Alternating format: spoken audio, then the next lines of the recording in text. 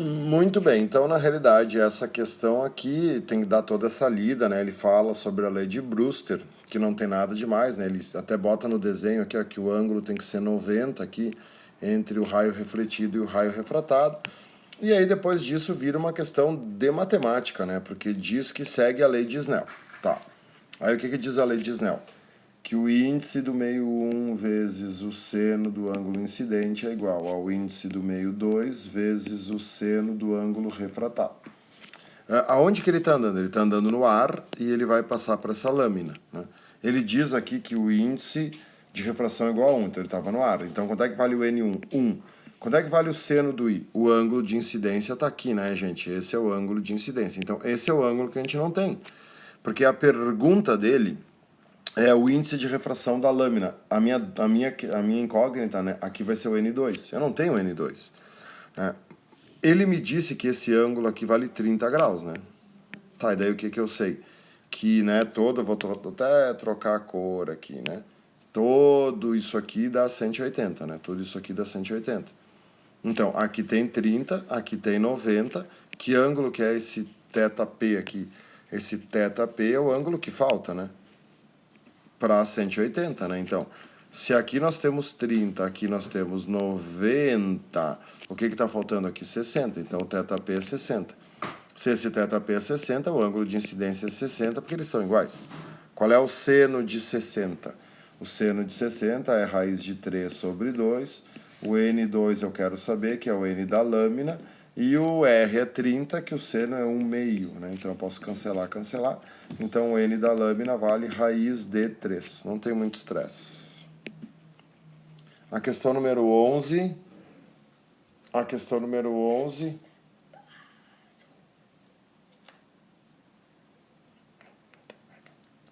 A questão número 11 é sobre a miragem. Se a miragem ajudou a afundar o Titanic. O que a gente aprendeu? Miragem, fata morgana, isso é uma coisa que não tem muito o que fazer, né? Tem que decorar. Não precisa aqui explicar toda a teoria da miragem de novo, mas miragem, fata morgana vai ser sempre refração. Está sempre relacionada à refração da luz.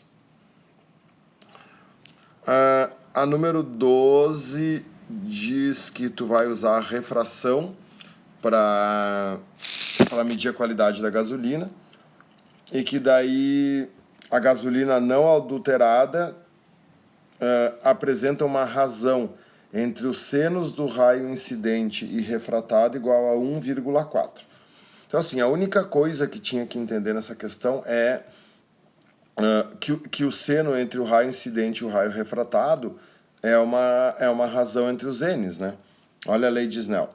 O n do meio 1 vezes o seno do ângulo incidente é igual ao n do meio 2 vezes o seno do ângulo refratado, né? Então, o que ele diz aqui, ó? Seno do raio incidente e refratado. Se eu passar para cá, ó, o seno do incidente, né? Isso aqui passa para lá.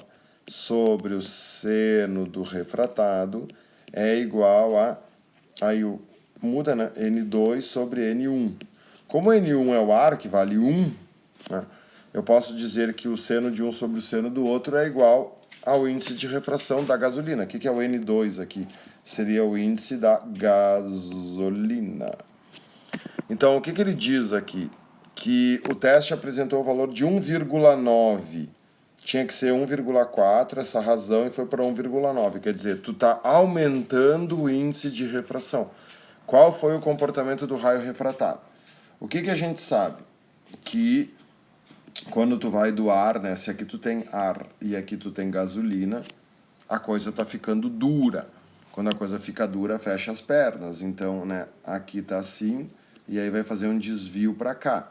Se tu aumentar o índice de refração, é como se a coisa estivesse ficando mais dura ainda. Então o desvio aumenta, né? O raio vai fazer isso aqui, ele vai se aproximar da normal, ele vai fechar mais ainda as pernas. Então, letra E, aproximou-se da normal a superfície de separação. Beleza? A questão número 13 é uma questão de tubos sonoros. O que a gente tem que saber de tubos sonoros? Na extremidade aberta, forma ventre. Na extremidade fechada, forma nó. Como aqui as duas extremidades são abertas, tu tem ventre nas duas e o nó tá no meio, né? Aí olha só qual é a pergunta. Em função do comprimento do tubo, qual comprimento forma o próximo harmônico? Bom, os harmônicos são os fusos, né? Então aqui nessa primeira onda, se tu juntar essa onda com essa aqui, tu tem um fuso, então esse é o primeiro harmônico. Aqui nós temos, né, meio, mais um, mais meio, então esse é o segundo. Aqui nós temos meio, mais um, mais dois, mais meio, então esse é o terceiro. O que vai ser o próximo harmônico? O próximo harmônico é uma questão relativamente simples, né? Se aqui tem, ó, se tem dois fusos completos no meio, então agora vai ter três, né? Vão ter três.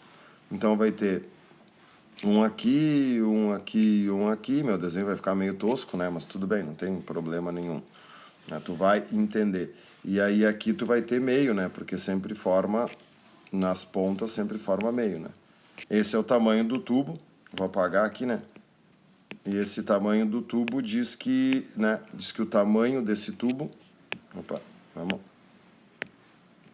Diz que o tamanho desse tubo vale L, né? Isso é L. Tá, e aí ele pede o comprimento de onda que forma o próximo harmônico. O que a gente sabe aqui? Quantas ondas tem, né? Então, a gente sabe que essa ponta aqui equivale a lambda sobre 4, né? Então aqui nós temos, né, meio lambda. E aí a distância, né, aqui nós temos, né, a cada 2 aqui nós temos meio lambda também. Então tem vários jeitos de tu pensar isso, né? Por exemplo, lambda sobre 4, lambda sobre 2, lambda sobre 2, lambda sobre 2, lambda sobre 4. Vira uma questão de matemática, né? Porque se tu pensar assim, ó, lambda sobre 4 mais lambda sobre 4 equivale a lambda sobre 2. Aí, esse lambda sobre 2 mais esse lambda sobre 2 dá um lambda, né? E aí, esse lambda sobre 2 mais esse lambda sobre 2 dá um lambda também. Então, fazendo rapidinho, dentro desse tubo nós temos 2 lambdas. Então, 2 lambdas equivale ao comprimento L. O lambda dessa onda equivale a L sobre 2. Claro que se tu ficou em dúvida aqui, tu podia ter somado, tá? Lambda sobre 4 mais lambda sobre 2, mais lambda sobre 2, mais lambda sobre 2, mais lambda sobre 4. Né? Tu ia ver que isso aqui vai dar 2 lambda, certo? Então, vamos fazer. A número 14 é uma questão bem bacana de efeito Doppler. O que ele diz, né? O desenho ilustra as frentes de onda do som emitido pela ambulância. Qual esboço representa a frequência detectada pelo observador? Aonde que está o observador? O observador está no ponto O. Então, a ambulância vai passar pelo observador, né? O desenho mostra. Enquanto a ambulância está se aproximando, as ondas ficam mais curtas. Como as ondas ficam mais curtas, mais frequência. Então, na aproximação, tu tem mais frequência, certo? Depois que a onda passar, vai ter o afastamento. E aí, no afastamento, nós teremos menos frequência. É o clássico do efeito Doppler, né? Então, a frequência A é a frequência da ambulância. Então, na aproximação tem que ter mais do que o A e no afastamento menos. Letra D, ó. Aqui tu tem mais que o A. Aqui o que está acontecendo? A ambulância está passando por ele, então a frequência está indo do valor grande para o valor pequeno e depois fica o valor pequeno que a ambulância passou por ele. É a única possível. A questão 15 do morcego fala sobre o ecobatímetro, né? Fala sobre como é que o morcego se orienta, né? E aí, claro, com relação ao efeito Doppler, né? Então, o que interessa aqui é, considere uma situação unidimensional em que uma mariposa se afasta em movimento uniforme de um morcego em repouso. Então, o morcego, nós temos, né, o morcego é a fonte está parada, e aqui nós temos a mariposa que vai estar se afastando. O que o morcego vai fazer? Ele vai emitir um grito, né? Esse grito vai bater na mariposa que se afasta. O que a gente sabe? Quando se afasta, volta mais comprido, né? Ele aumenta o comprimento, porque ele vai bater depois. Então aqui tu vai ter mais curto, então aqui tu vai ter mais frequência e aqui tu vai ter menos frequência. Então, o som que bate na mariposa volta com menos frequência. Só que aqui ele fala também em... Tá, então olha só. A frequência percebida é diminuída. Então, não pode ser a letra C, não pode ser a letra D, não pode ser a letra E. Show? Show. Só que aqui ele mistura um pouco com intensidade e ele fala sobre o tempo de retorno, né? O que é o tempo de retorno? É o tempo que ele leva para ir e para voltar. Aí o que acontece? É óbvio que como a mariposa está se afastando, o tempo de retorno aumenta, né? Porque essa onda aqui ela volta mais comprida e o fato dela voltar mais comprida quer dizer que ela vai voltar depois do que ela deveria.